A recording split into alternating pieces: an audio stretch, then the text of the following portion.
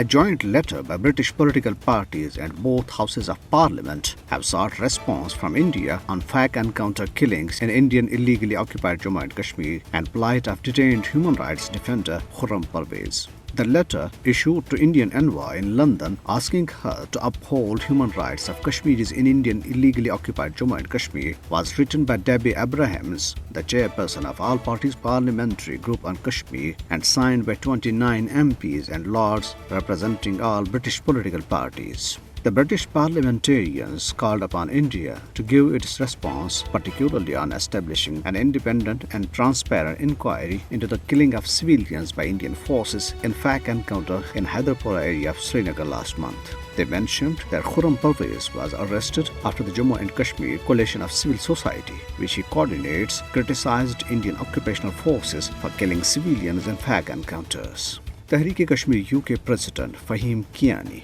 welcoming the day march by cross-party British lawmakers, said the day is not far when India will be held accountable before the international community. The All Parties Hurriyat Conference Vice Chairman Ghulam Ahmad Gulzar has said that India is grossly violating the international law in the United Nations recognized disputed territory of Jammu and Kashmir. Ghulam Ahmad Gulzar, in a statement issued in Srinagar, said, with the deployment of more than 1 million military and paramilitary troops, India has converted the territory into a colony of a Stone Age when the people were treated as slaves with no fundamental rights. He urged the United Nations Secretary General Antonio Guterres to take cognizance of genocide, extrajudicial killings, arbitrary arrests, and other human rights abuses by Indian troops in Indian illegally occupied Jammu and Kashmir. Other Hurriyat leaders and organizations, including Bilal Ahmed Siddiqui, Muhammad Yusuf Naqash, Zamruda Habib, and Jammu and Kashmir National Front, in their statements in Srinagar, said that bulldozing the constitutional basis, repelling the state laws, and changing the Muslim majority character of Indian illegally occupied Jammu and Kashmir are the nefarious designs of India which the people of Jammu and Kashmir shall never allow to happen. They called upon the United Nations, European Union, and Organization of Islamic Cooperation to play their role in settling the Kashmir dispute as per the United Nations resolutions.